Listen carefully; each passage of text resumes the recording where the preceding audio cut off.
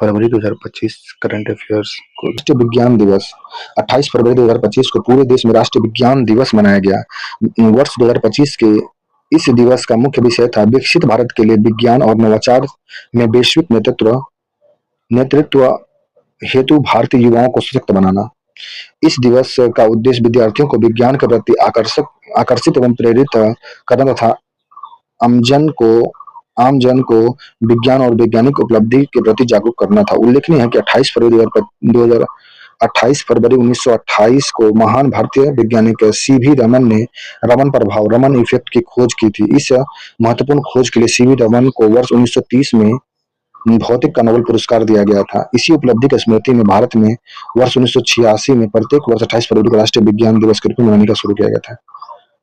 1986 से 28 फरवरी को woman of the year फरवरी 2025 में भारतीय जीव विज्ञानिक एवं वन्यजीव संरक्षणवादी डॉक्टर पूर्णिमा देवी बर्मन को टाइम द्वारा वुमन ऑफ द ईयर पुरस्कार से नामित किया गया। यह प्रतिष्ठित सम्मान विभिन्न क्षेत्रों में उत्कृष्टता एवं प्रेरणादायक कार्य करने वाली महिलाओं को प्रदान किया जाता है। इस सूची में डॉक्टर पूर्णिमा देवी बर्मन एकमात्र भारतीय महिला रही। असम के निवासी डॉक्टर वर्मन विलुप्तप्राय स्थानीय हरगिला पक्षी के संरक्षण हेतु अपने उल्लेखनीय प्रयास के लिए प्रसिद्ध है। उन्होंने स्थानीय समुदाय, विशेषकर महिलाओं को जोड़कर हरगिला पक्षी के संरक्षण को जन आंदोलन का रूप दिया। उनके उत्कृष्ट पर्यावरणीय योगदान के लिए वर्ष 2022 में यूनाइटेड नेशन एनवायरनमेंट प्रोग्राम द्वारा उन्हें चैंपियन ऑफ द ईयर पुरस्कार से सम्मानित किया गया था। नौवां एशियाई आर्थिक वार्ता 20 से 22 फरवरी 2025 को नौवां एशियाई आर्थिक वार्ता 2025 का आयोजन पुणे में किया गया। विषय थीम था economic resilience and resurgence in an era of fragmentation, मतलब विखंडन के दौरे में आर्थिक लचीलापन और पुनरुत्थान। यह वार्ता वैश्विक आर्थिक चुनौतियों, भू राजनीतिक तनाव, आपूर्ति श्रृंखला संकट, व्यापार विखंडन तथा उभरती अर्थव्यवस्था की भूमिका पर केंद्रित रही। इस कार्यक्रम का आयोजन मिनिस्ट्री ऑफ एक्सटर्नल अफेयर एवं पुणे इंटरनेशनल सेंटर द्वारा संयुक्त रूप से किया गया। नेक्स्ट, अखिल भारतीय मराठी साहित्य सम्मेलन 21 से 23 फरवरी 2025 तक 98वें अखिल भारतीय मराठी साहित्य सम्मेलन का आयोजन न्यू दिल्ली में किया गया। इस सम्मेलन का उद्घाटन नरेंद्र मोदी ने किया। मराठी भाषा को शास्त्रीय भाषा का दर्जा प्रदान किया गया है। Global conference of meditation leaders 20 से 23 फरवरी 2025 तक दूसरा global conference of meditation leaders 25 का आयोजन भारत मंडपम में किया गया। प्रौद्योगिकी स्वीकार्य कोष 19 फरवरी 2025 को भारत के अंतरिक्ष क्षेत्र को प्रोत्साहन देने वाली संस्थान Indian National Space Promotion and Authorisation Centre ने घोषणा की कि वह निजी क्षेत्र द्वारा विकसित प्रारंभिक चरण की अंतरिक्ष प्रौद्योगिकी को व्यावसायिक रूप से व्यवहारकारी उत्पादन में परिवर्तन करने हेतु वित्तीय सहायता प्रदान करेगी। इस उद्देश्य से इन स्पेस ने 500 करोड़ रुपए की प्रौद्योगिकी स्वीकार्य कोष टेक्नोलॉजी एडोप्शन फंड TFF की शुरुआत की है। इस कोष का मुख्य उद्देश्य अंतरिक्ष प्रौद्योगिकी के क्षेत्र में घरेलू कंपनियों को प्रोत्साहन करना तथा आयात पर निर्भरता को कम करना है। इस योजना के अंतर्गत स्टार्टअप तथा सूक्ष्म लघु एवं मध्यम उद्योग MSMEs को परियोजना लागत का 60% तक तथा बड़े उद्योग को 40% तक वित्तीय सहायता प्रदान की जाएगी। प्रत्येक परियोजना के लिए अधिकतम 25 करोड़ रुपए तक की वित्तीय पोषण सीमा निर्धारित की गई है। यह कोष उन सभी पात्र गैर सरकारी संस्थाओं NGEs के लिए खुला रहेगा जो अपने नवाचारों की व्यावसायिक उपयोगिता और क्षमता को प्रदर्शित करने के लिए तैयार है। TAF का उद्देश्य अभिनव विचारों को ड्राइंग बोर्ड से बाजार तक पहुंचाने में सहायता करना है ताकि नई अंतरिक्ष प्रौद्योगिकी का व्यवहारिक उपयोग सुनिश्चित किया जा सके। वित्तीय सहायता के अतिरिक्त यह पहल तकनीकी मार्गदर्शन, परामर्श तथा विशेष सलाह भी उपलब्ध कराएगी, जिससे कंपनियों को उत्पाद विकास के दौरान आने वाली चुनौतियों से निपटने में सहायता मिलेगी। घरेलू अनुसंधान एवं विकास को बढ़ावा देकर यह कोष सरकारी संस्थान और निजी क्षेत्र के बीच मजबूत साझेदारी स्थापित करेगा तथा भारत को वैश्विक अंतरिक्ष उद्योग में एक विश्वसनीय और उभरती हुई शक्ति के रूप में स्थापित करने में महत्वपूर्ण भूमिका निभाएगा। माउंट इटना, नेक्स्ट टॉपिक है माउंट इटना। 12 फरवरी 2025 को यूरोप के सबसे ऊंचे एवं सर्वाधिक सक्रिय ज्वालामुखी माउंट इटना में एक शक्तिशाली विस्फोट हुआ, जिसके कारण आकाश में लावा और राख के विशाल बादल फैल गए। यह विस्फोट दक्षिण पूर्वी क्रेटर बोकानोवा में से प्रारंभ हुआ। विस्फोट के दौरान लगभग 3 किलोमीटर लंबी लावा नदी लगभग 3000 मीटर की ऊंचाई से बहती हुई दिखाई दी। माउंट इटना इटली के सिसिली द्वीप के पूर्वी तट पर स्थित एक सक्रिय ज्वालामुखी है। माउंट इटना जो है इटली के सिसिली द्वीप के पूर्वी तट पर स्थित एक सक्रिय ज्वालामुखी है। इसे यूरोप का सबसे ऊंचा और सबसे सक्रिय ज्वालामुखी माना गया है।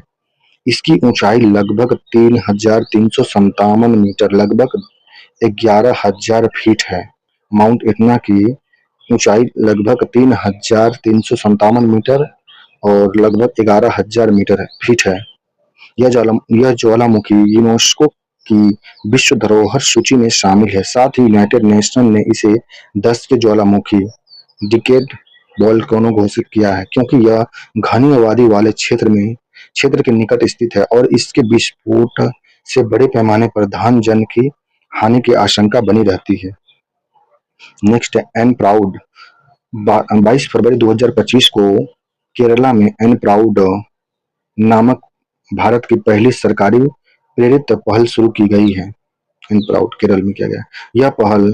यह पहल समाप्त हो चुका तथा अनुपयोगी दवाओं के सुरक्षित संग्रहण, प्रबंधन और वैज्ञानिक निपटान पर केंद्रित है। इसका उद्देश्य दवाओं के अनुचित उपयोग, पर्यावरण प्रदूषण तथा स्वास्थ्य संबंधी जोखिम को कम करना है। नेक्स्ट सम्मेलन 18 फरवरी 2025 को अपशिष्ट पुनःचक्रण एवं जलवायु परिवर्तन 2025 पर सम्मेलन न्यू दिल्ली में आयोजित किया गया। नेक्स्ट गणेश कुमार। 19 फरवरी 2025 को ज्ञानेश कुमार ने भारत के 26वें मुख्य निर्वाचन आयुक्त चीफ इलेक्शन कमीशन CEC के रूप में पदभार ग्रहण किया। उन्होंने इस पद पर राजीव कुमार का स्थान लिया। 19 फरवरी 2025 को ज्ञानेश कुमार भारत के 26वें मुख्य निर्वाचन आयुक्त बने। इससे पहले 25वें थे राजीव कुमार। इससे पूर्व 15 मार्च 2024 के चुनाव आयुक्त के रूप में कार्य करते थे। ज्ञानेश कुमार केरल कैडर के वर्ष 1988 बैच के सेवानिवृत्त भारतीय प्रशासनिक सेवा IAS अधिकारी हैं। केरल के हैं ज्ञानेश कुमार। भारतीय संविधान के भाग 15 के अंतर्गत अनुच्छेद 324(2) में मुख्य चुनाव आयुक्त एवं अन्य चुनाव आयुक्त की नियुक्ति की शक्ति राष्ट्रपति को प्रदान की गई है। संविधान के भाग 15 के अंतर्गत अनुच्छेद 324(2) के तहत है मुख्य चुनाव आयुक्त और अन्य चुनाव आयुक्त की नियुक्ति की शक्ति राष्ट्रपति के पास है। वर्ष 2023 में बनाए गए नए कानून के अनुसार अब मुख्य चुनाव आयुक्त और चुनाव आयुक्त की नियुक्ति प्रधानमंत्री की अध्यक्षता वाली 3 सदस्यीय समिति की सिफारिश पर राष्ट्रपति द्वारा जारी की जाती है। वर्ष 2023 में बनाए गए नए कानून के अनुसार अब मुख्य चुनाव आयुक्त और चुनाव आयुक्तों की नियुक्ति प्रधानमंत्री की अध्यक्षता वाली 3 सदस्यीय समिति की सिफारिश पर राष्ट्रपति द्वारा की जाएगी। इस समिति में प्रधानमंत्री द्वारा नामित एक केंद्रीय मंत्रिमंडल तथा लोकसभा के विपक्ष के नेता भी शामिल होते हैं। मुख्य चुनाव आयुक्त का कार्यकाल 6 वर्ष अथवा 65 वर्ष की आयु होनी चाहिए, जो भी पहले हो, यह निर्धारित किया गया है। परंपरागत रूप से वरिष्ठतम चुनाव आयुक्त को मुख्य चुनाव आयुक्त नियुक्त किया जाता है। चुनाव आयुक्त को मुख्य चुनाव आयुक्त किया जाता है, वरिष्ठ वाले को। मुख्य चुनाव आयुक्त को पद से हटाने की प्रक्रिया उच्चतम न्यायालय एवं उच्च न्यायालय के न्यायाधीश के समान महाभियोग के माध्यम से संभव है। मुख्य चुनाव आयुक्त को पद से हटाने की प्रक्रिया उच्चतम न्यायालय एवं उच्च न्यायालय के न्यायाधीश के समान महाभियोग के माध्यम से ही संभव है। उल्लेखनीय है कि इलेक्शन कमीशन ऑफ इंडिया की स्थापना 25 जनवरी 1950 को हुआ था। Next global capability centre. फरवरी 2025 में मध्य प्रदेश समर्पित ग्लोबल कैपेबिलिटी सेंटर जीसीसी नीति लॉन्च करने वाला भारत का पहला राज्य बन गया है। यह नीति मुख्य उद्देश्य बहुराष्ट्रीय कंपनियों को आकर्षित करने तथा राज्य को एक प्रमुख डिजिटल एवं तकनीकी हब के रूप में स्थापित करना है। नेक्स्ट है आठवां हिंद महासागर सम्मेलन। आठवां हिंद महासागर सम्मेलन 16 से 17 फरवरी 2025 को आठवां हिंद महासागर सम्मेलन मस्कट में आयोजित किया गया। इस वर्ष सम्मेलन का मुख्य विषय था volcano voyage to new heritage of maritime partnership, समुद्री साझेदारी के नए क्षैतिज की यात्राएं। आठवां हिंद महासागर सम्मेलन का ये था, क्या बोलते हैं, इसका थीम था, विषय था समुद्री साझेदारी के नए क्षैतिज की यात्राएं। इस सम्मेलन का आयोजन इंडिया फाउंडेशन द्वारा मिनिस्ट्री ऑफ फॉरेन अफेयर्स के सहयोग से किया गया। भारत का प्रतिनिधित्व एस जयशंकर ने किया। आठवां हिंद महासागर सम्मेलन का प्रतिनिधित्व, भारत का प्रतिनिधित्व जयशंकर के द्वारा किया गया। उल्लेखनीय है कि इस सम्मेलन की शुरुआत वर्ष 2016 में सिंगापुर में इंडियन फाउंडेशन द्वारा की गई थी। इसमें 30 देश ने भाग लिया था। इस सम्मेलन का उद्देश्य हिंद महासागर क्षेत्र में महत्वपूर्ण देश एवं प्रमुख समुद्री साझेदारी को एक साझा मंच पर लाना है, ताकि क्षेत्र में सभी के लिए सुरक्षा और विकास सागर की अवधारणा के अंतर्गत क्षेत्रीय सहयोग की संभावना पर विचार विमर्श किया जा सके। 2016 में 30 देश के साथ बनाया गया था यह हिंद महासागर सम्मेलन का। नेक्स्ट है भारतीय राज्य जल मंत्रियों का सम्मेलन। 18 से 19 फरवरी 2025 को दूसरे अखिल भारतीय राज्य जल मंत्रियों का सम्मेलन 2025 उदयपुर में आयोजित किया गया। इस सम्मेलन का मुख्य विषय था भारत @ 2047 जल सुरक्षित राष्ट्र। इसका आयोजन नेशनल वाटर मिशन द्वारा मिनिस्ट्री ऑफ जल शक्ति के अंतर्गत किया गया। सम्मेलन में जल प्रबंधन से जुड़े महत्वपूर्ण विषयों पर व्यापक चर्चा की गई, जिसमें प्रभावी जल शक्ति, सीमा पार सहयोग, अभिनव वित्त पोषण, जल संरक्षण तथा सामुदायिक भागीदारी प्रमुख रहे। इस सम्मेलन का उद्देश्य जल सुरक्षा, सतत जल प्रबंधन तथा वर्ष 2047 तक भारत को जल सुरक्षित राष्ट्र बनाने की दिशा में राज्य के बीच सहयोग और समन्वय को मजबूत करना है। उल्लेखनीय है कि प्रथम अखिल भारतीय जल मंत्री सम्मेलन जनवरी 2023 में भोपाल में आयोजित किया गया था। Next N Chandrasekaran. फरवरी 2025 में एन चंद्रशेखरन को चार्ल्स तृतीय द्वारा मानदंड knighthood the Most Excellent Order of the British Empire civil division से सम्मानित किया गया। उन्होंने यह प्रतिष्ठा सम्मान ब्रिटेन और भारत के बीच व्यापारिक संबंधों को सुदृढ़ करने में उनके महत्वपूर्ण योगदान एवं सेवा के लिए प्रदान किया गया है। एन चंद्रशेखरन को पूर्व में भी कई प्रतिष्ठा सम्मान से सम्मानित किया जा चुका है। 2022 में उन्हें भारत सरकार द्वारा देश का सर्वोच्च नागरिक सम्मान पद्म भूषण से सम्मानित किया गया था। इसके अतिरिक्त 2023 में फ्रांस सरकार ने उन्हें सर्वोच्च नागरिक सम्मान से सम्मानित किया था। नेक्स्ट है नो मनी फॉर टेरर। 13 फरवरी 2025 को चौथा no money for terror NMFT सम्मेलन 25 म्यूनिख जर्मनी में आयोजित किया गया। नो मनी फॉर टेरर 13 फरवरी 2025 को चौथा no money for terror Germany में आयोजित किया गया था। इस सम्मेलन में 4 उप विषय थे: बहुपक्षीय सहयोग, आतंकवाद के लिए वित्त पोषण के तरीके, वित्त समावेशन एवं जोखिम आधारित दृष्टिकोण और आतंकवादी वित्त पोषण और संगठित अपराध। सम्मेलन में आतंकवादी वित्त पोषण के खिलाफ लड़ाई पर चर्चा करने के लिए दुनिया भर से लगभग 60 प्रतिनिधिमंडल ने भाग लिया। केंद्रीय गृह राज्य मंत्री नित्यानंद राय ने इस सम्मेलन में भारतीय प्रतिनिधिमंडल का नेतृत्व किया था, शुद्ध हिंदी में। नेक्स्ट भारत यूरोपीय संघ शहरी मंच। 13 फरवरी 2025 को चौथा भारतीय यूरोपीय संघ शहरी मंच 2025 नई दिल्ली में आयोजित किया गया। इस मंच का उद्देश्य भारत और यूरोपीय संघ के बीच शहरी विकास, सतत अवसंरचना, स्मार्ट सिटी, जलवायु अनुकूल नगर नियोजन तथा हरित एवं समावेशी विकास के क्षेत्र में सहयोग को मजबूत करना है। नेक्स्ट है सोहली अख्तर। 11 फरवरी 2025 को अंतर्राष्ट्रीय क्रिकेट परिषद ICC ने बांग्लादेश के खिलाड़ी सोहली अख्तर को 5 साल के लिए क्रिकेट से प्रतिबंध किया है। यह प्रतिबंध ICC के एंटी करप्शन कोड के तहत 5 प्रावधान का उल्लंघन करने के बाद लगाया गया है। इसी के साथ वह भ्रष्टाचार के आरोप में अंतर्राष्ट्रीय क्रिकेट परिषद द्वारा प्रतिबंधित होने वाले पहले महिला क्रिकेटर बन गई है। नाम है इसका, क्या नाम है, बंगलादेशी का सोहली अख्तर। नेक्स्ट, भारतीय कला इतिहास कांग्रेस। 8 से 10 फरवरी 2025 तक भारतीय कला इतिहास कांग्रेस के 32वें सत्र 2025 का आयोजन नोएडा स्थित इंडियन इंस्टीट्यूट ऑफ हेरिटेज में किया गया। इस सम्मेलन का मुख्य विषय था कला और संस्कृति में भारतीय महाकाव्यों का प्रतिपादन।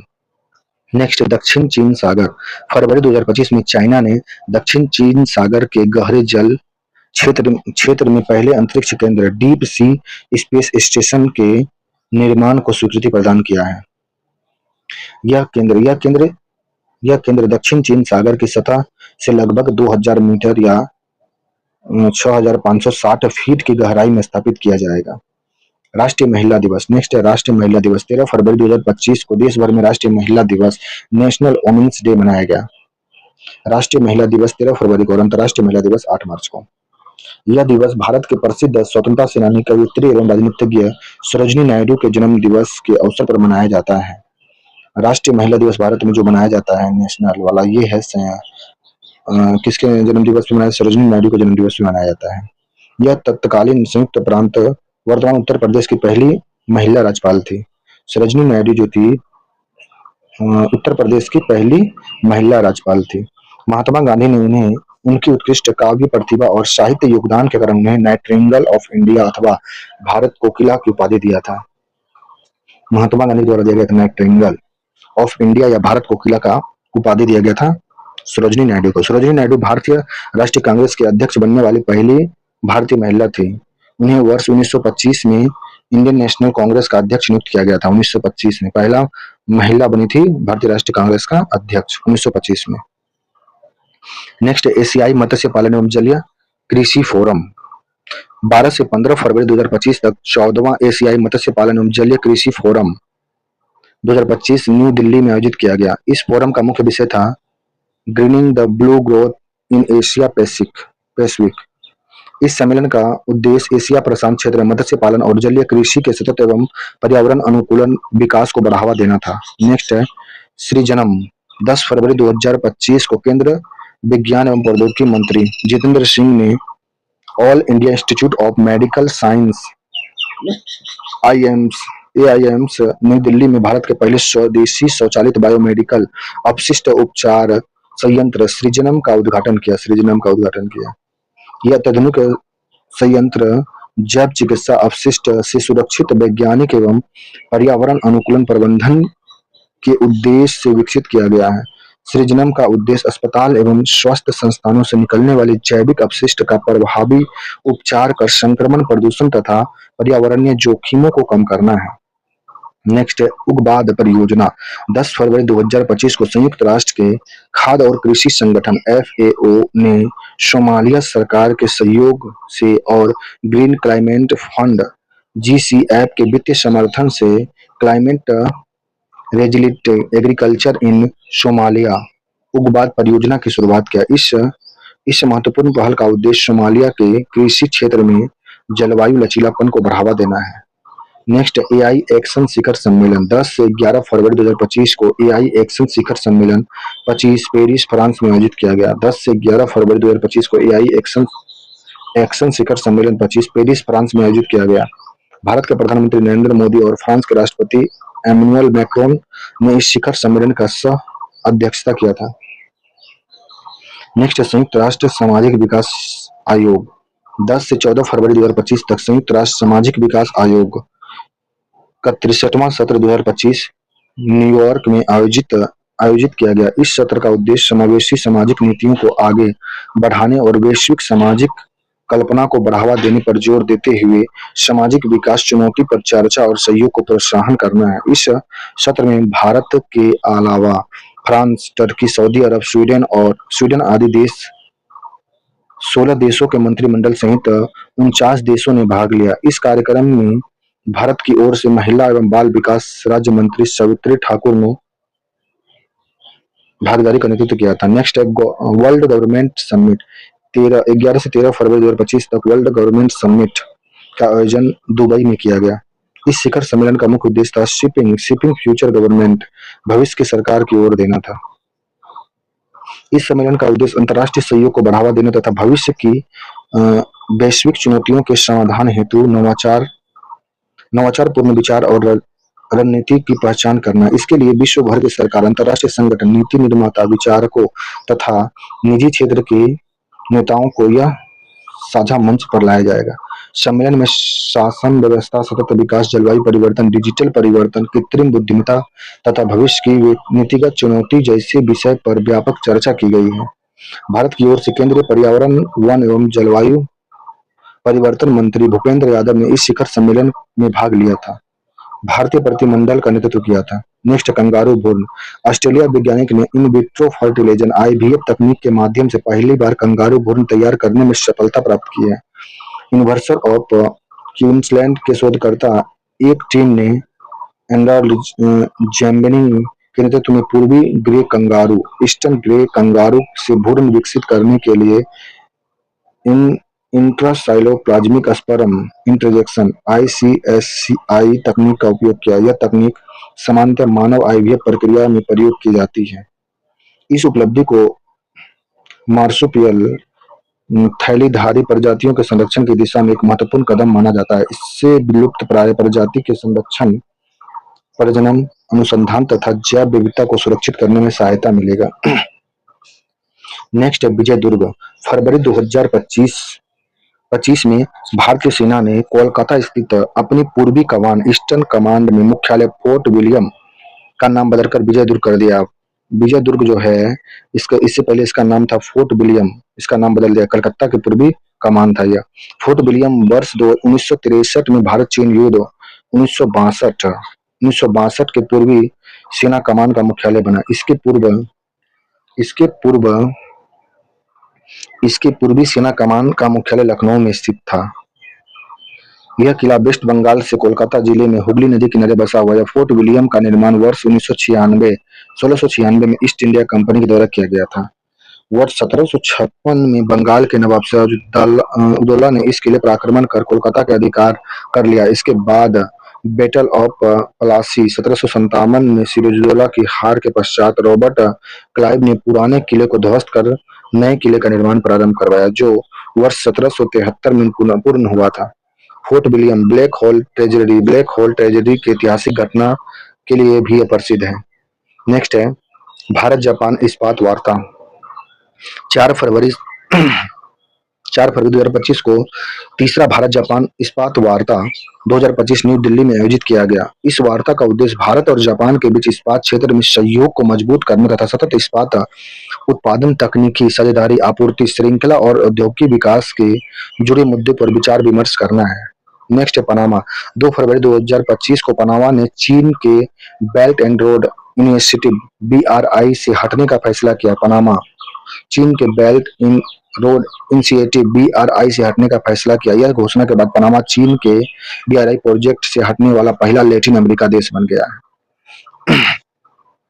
AI overthink global summit. फरवरी 2025 में AI overthink global summit 2025 Abu Dhabi UAE के दुबई प्रशासनिक केंद्र में आयोजित किया गया था।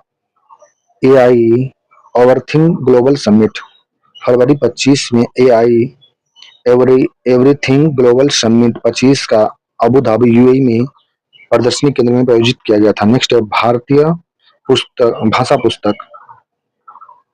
1 फरवरी 2025 में केंद्रीय वित्त मंत्री निर्मला सीतारमण ने बजट 2025-26 प्रस्तुत करते हुए भारतीय भाषा पुस्तक की घोषणा किया। इस योजना का मुख्य उद्देश्य छात्रों को उसके विषयों को उनकी अपनी बेहतर ढंग से समझने में सहायता प्रदान करना है। इस योजना के अंतर्गत स्कूली तथा उच्च शिक्षा के विद्यार्थियों को भारतीय भाषा में डिजिटल पुस्तकें उपलब्ध कराई जाएगी। इसके माध्यम से पाठ्यक्रम और अध्ययन सामग्री डिजिटल स्वरूप में छात्रों तक पहुंचाई जाएगी। यह पहल विशेष रूप से उन विद्यार्थियों के लिए महत्वपूर्ण मानी जा रही है जो अपनी मातृभाषा में शिक्षा प्राप्त करना चाहते हैं तथा जिसके पास अंग्रेजी या अन्य प्रमुख भाषाओं में उपलब्ध शैक्षणिक संसाधनों की सीमित पहुंच नहीं है। यह योजना शिक्षा को अधिक समावेशी, सुलभ और प्रभावी बनाने की दिशा में एक महत्वपूर्ण कदम है तथा यह सरकार को नेशनल एजुकेशन पॉलिसी 2020 एनईपी के उद्देश्य के अनुरूप है। नेक्स्ट है माउंट टरनकी टरानकी 30 जनवरी 2025 को न्यूजीलैंड की संसद ने सर्वसम्मति से एक नया कानून पारित कर माउंट तारानाकी मोंगा तारानाकी को कानूनी रूप से व्यक्ति व्यक्ति का दर्जा प्रदान कर दिया है। इस विधेयक के पारित होने के बाद इस पर्वत को अब तेकुआ तु, तु, तुपुआ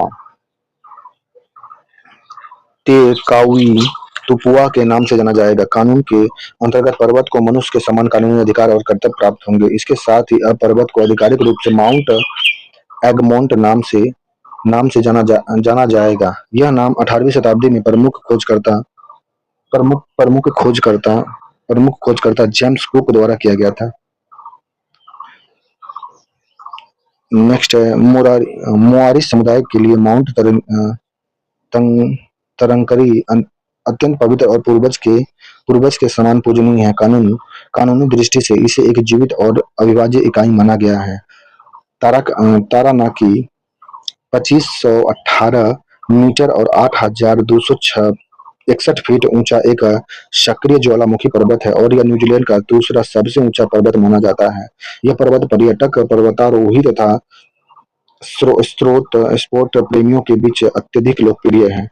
उल्लेखनीय है कि न्यूजीलैंड प्राकृतिक संरक्षण को कानूनी रूप से व्यक्ति का दर्जा देने वाला विश्व का पहला देश है। इसके पूर्व वर्ष 2024 में तेउरना वन क्षेत्र, वर्ष 2017 में बोर्नोई रिवर को भी कानूनी मानव का दर्जा प्राप्त है। तेउरना वन क्षेत्र और 14 में तेउरना वन क्षेत्र और 17 में वेगनोई रिवर को भी मानव का दर्जा प्राप्त है। तो एक पर्वत हो गया, एक वन क्षेत्र हो गया और एक नदी हो गया को मानव का दर्जा प्राप्त हो चुका है। नेक्स्ट आयुष्मान भारत वय वंदन योजना 14 फरवरी 2025 को पुडुचेरी में आयुष्मान भारत वय वंदन योजना का आधिकारिक शुभारंभ किया गया। यह केंद्र प्रायोजित योजना है। इसके अंतर्गत 17 वर्ष एवं उससे अधिक आयु के वरिष्ठ नागरिक को प्रति वर्ष 5 लाख रुपए तक का निःशुल्क स्वास्थ्य बीमा कवरेज प्रदान की जाएगी। इस योजना का उद्देश्य बुजुर्ग नागरिकों को गुणवत्तापूर्ण एवं सुलभ स्वास्थ्य सेवा उपलब्ध कराना तथा उसके उपचार संबंधित आर्थिक बोझ को कम करना है। यह पहल वरिष्ठ नागरिक के स्वास्थ्य संरक्षण, सामाजिक सुरक्षा और समावेशी स्वास्थ्य सेवा व्यवस्था को मजबूत करने की दिशा में एक महत्वपूर्ण कदम मानी जा रही है। नेक्स्ट है थिरुवेल्लुर फरवरी 2025 में फिलीपींस में प्रसिद्ध तमिल कवि एवं दार्शनिक थिरुवल्लुवर की प्रतिमा का अनावरण किया गया। यह प्रतिमा केबू नगर में स्थापित किया गया। उल्लेखनीय है कि यह प्रतिमा भारत और फिलीपींस के बीच राजनीतिक संबंध की स्थापना की 75वीं वर्षगांठ के उपलक्ष्य में स्थापित किया गया। थिरुवल्लुवर तमिल साहित्य के महानतम विद्वानों में से एक माने जाते हैं और उनकी प्रसिद्ध कृति तिरुकुल नैतिक सदाचार एवं मानव मूल्यों पर आधारित महत्वपूर्ण ग्रंथ है। नेक्स्ट है गुलफूड 17 से 21 फरवरी 2025 तक दुनिया की सबसे बड़ी खाद्य एवं पेय व्यापार प्रदर्शनियों में से एक गुलफूड के 30वीं संस्करण का आयोजन Dubai world trade centre Dubai में किया गया। इस वर्ष प्रदर्शनी का मुख्य विषय था be part of the next frontier in food. यह अंतर्राष्ट्रीय आयोजन में खाद्य एवं पेय उद्योग से जुड़े वैश्विक ब्रांड, व्यापारिक प्रतिनिधित्व, निवेशक, नीति निर्माता तथा विशेषज्ञों ने भाग लिया। प्रदर्शनी में खाद्य नवाचार, कृषि प्रौद्योगिकी, खाद्य सुरक्षा, सतत खाद्य उत्पादन, आपूर्ति श्रृंखला, स्वास्थ्यवर्धक उत्पादक तथा वैश्विक खाद्य व्यापार से संबंधित विषय पर चर्चा की गई। नेक्स्ट 38वें राष्ट्रीय खेल 18 जनवरी से 14 फरवरी 2025 तक 38वें राष्ट्रीय खेल का आयोजन उत्तराखंड में किया गया। 38वें राष्ट्रीय खेल उत्तराखंड में 8 जिले में 11 शहर में आयोजित किया गया। 8 जिला के 11 शहर में आयोजित किया गया। 28 जनवरी 2025 को प्रधानमंत्री नरेंद्र मोदी ने देहरादून में 38वें राष्ट्रीय खेल का उद्घाटन किया था। 28 जनवरी 2025 को प्रधानमंत्री नरेंद्र मोदी जी के द्वारा देहरादून में 38वें राष्ट्रीय खेल का उद्घाटन किया गया। खेल का समापन समारोह 14 फरवरी 25 को अंतर्राष्ट्रीय खेल परिसर हल्द्वानी उत्तराखंड में हुआ। उद्घाटन हुआ था देहरादून से और हल्द्वानी उत्तराखंड में समापन हुआ था खेल का। इस भारतीय ओलंपिक संघ की अध्यक्षता पीटी उषा ने 38वें खेल के समापन की घोषणा पीटी उषा के द्वारा किया गया। ओलंपिक संघ की अध्यक्षता पीटी उषा 38वें खेल का समापन किए थे, घोषणा की। केंद्रीय गृह मंत्री और सहकारिता मंत्री अमित शाह समापन समारोह के मुख्य अतिथि थे। केंद्रीय गृह मंत्री और सहकारिता मंत्री अमित शाह समापन समारोह के मुख्य अतिथि थे। 38वें राष्ट्रीय खेल का शुभंकर मौली था, जो हिमालय मोनाल से प्रेरित था। मोनाल उत्तराखंड तथा हिमाचल प्रदेश का राज्य पक्षी है। मोनाल जो है उत्तराखंड तथा हिमाचल प्रदेश का राष्ट्रीय राज्य पक्षी है। खेलों के लिए आधिकारिक ओलंपिक मशाल का नाम तेजस्विनी रखा गया था। खेलों के लिए आधिकारिक ओलंपिक मशाल का नाम तेजस्विनी रखा गया था। 38वें राष्ट्रीय खेल को टैगलाइन थी संकल्प से शिखर तक। 38वें राष्ट्रीय खेल का टैगलाइन था संकल्प से शिखर तक। इस वर्ष राष्ट्रीय खेल का मुख्य थीम हरित खेल ग्रीन गेम्स थी। इसका उद्देश्य पर्यावरण संरक्षण और सतत विकास को बढ़ावा देना था। इस आयोजन में 35 खेलों का आयोजन किया गया, जिसमें 33 पदक वाले खेल तथा 2 गैर पदक प्रदर्शन खेल शामिल थे। प्रतियोगिता में 1000 से अधिक एथलीट्स ने भाग लिया था। 10,000 से अधिक एथलीट्स ने भाग लिया था। इंडिया इंड इंडा इंडिया के 28 राज्य में 8 केंद्र शासित प्रदेश में सर्व स्पोर्ट कंट्रोल बोर्ड ने खिलाड़ी के कुल 1523 पदकों के लिए प्रतिस्पर्धा की। प्रारंभ में मल्लखंब और योगासन को प्रदर्शन खेल घोषित किया गया। लेकिन बाद में इन्हें पदक खेलों में शामिल कर लिया गया। वहीं कलरीपट्टू और राफ्टिंग के प्रदर्शन खेल के रूप में रखा गया, जिसके प्रतिभागियों को कोई पदक प्रदान नहीं किया गया। कलरीपट्टू और राफ्टिंग के प्रदर्शन के रूप में इसमें प्रतिभागियों को कोई पदक नहीं दिया गया। सर्विस स्टॉप कंट्रोल बोर्ड सेना की टीम ने 38वें राष्ट्रीय खेल के संदर्भ प्रदर्शन करते हुए कुल 121 पदक जीतकर पदक तालिका में प्रथम स्थान प्राप्त किया। प्रतिष्ठा राजा बलिदार सिंह ट्रॉफी अपने नाम लिया। सर्विसेज टीम ने 68 स्वर्ण, 26 रजत, 27 कांस्य जीते। उल्लेखनीय है कि सर्विसेज स्पोर्ट कंट्रोल बोर्ड ने 5वीं बार राजा भालीदार सिंह ट्रॉफी जीता है। 37वें राष्ट्रीय खेल का विजेता 54 स्वर्ण पदक सहित 201 पदक जीतकर पदक तालिका में दूसरा स्थान प्राप्त किया। महाराष्ट्र ने हरियाणा ने कुल 153 पदक, 48 स्वर्ण, 47 रजत और 58 कांस्य जीतकर तीसरा स्थान हासिल किया। मध्य प्रदेश 82 पदक के साथ में 34 स्वर्ण, 26 रजत, 22 कांस्य के साथ में चौथे स्थान पर रहा। कर्नाटक 5वां स्थान पर रहा। आगामी खेलों के 39वें संस्करण की मेजबानी मेघालय करेगी, जो पहली बार राष्ट्रीय खेल की मेजबानी करेगा मेघालय करेगा। उत्तराखंड किया था, उत्तराखंड के 38 का, और इसका मेजबानी करेगा 39वां वाला का मेजबानी करेगा कौन? मेघालय करेगा। नेक्स्ट है पश्चिम क्षेत्रीय परिषद। 22 फरवरी 2025 को पश्चिम क्षेत्रीय परिषद वेस्टर्न जोन काउंसिल की 27वीं बैठक पुणे में आयोजित किया गया। इस बैठक की अध्यक्षता केंद्रीय गृह एवं सहकारी मंत्री अमित शाह ने किया। इस बैठक का आयोजन इंटर स्टेट काउंसिल स्क्रेंटिल द्वारा मिनिस्ट्री ऑफ होम अफेयर्स के अधीन महाराष्ट्र सरकार के आयोजन से किया गया। पश्चिम क्षेत्रीय परिषद में गोवा, गुजरात, महाराष्ट्र तथा केंद्र शासित प्रदेश दादरा नगर हवेली एवं दमन दीव भी शामिल थे। उल्लेखनीय है कि राज्य पुनर्गठन अधिनियम 1956 की धारा 15 से 22 के अंतर्गत 1957 में 5 क्षेत्रीय परिषदों की स्थापना की गई थी। इन परिषदों का उद्देश्य राज्यों के बीच सहयोग, समन्वय और क्षेत्रीय विकास को बढ़ावा देना है। 5 क्षेत्रीय परिषद। पहला है उत्तरी क्षेत्रीय परिषद, हरियाणा, हिमाचल प्रदेश, पंजाब, राजस्थान, दिल्ली, चंडीगढ़, जम्मू एंड कश्मीर एंड लद्दाख है उत्तरी क्षेत्रीय परिषद का है। मध्य क्षेत्रीय परिषद में है छत्तीसगढ़, उत्तराखंड, उत्तर प्रदेश, मध्य प्रदेश मध्य क्षेत्रीय परिषद में आता है। पूर्वी क्षेत्र परिषद में है बिहार, झारखंड, उड़ीसा और वेस्ट बंगाल पूर्वी क्षेत्र परिषद में है। पश्चिम क्षेत्र परिषद में गोवा, गुजरात, महाराष्ट्र, दादरा नगर हवेली, अंडमान द्वीप है। यही इसी का आयोजन किया गया था। दक्षिण क्षेत्रीय परिषद है आंध्र प्रदेश, तेलंगाना, कर्नाटक, केरला, तमिलनाडु और पुडुचेरी दक्षिण क्षेत्रीय परिषद का है। परिषद की संरचना जो है अध्यक्ष थे केंद्रीय गृह मंत्री थे। नेक्स्ट सीनियर पुरुष राष्ट्रीय पुरुष कबड्डी चैंपियन 2025।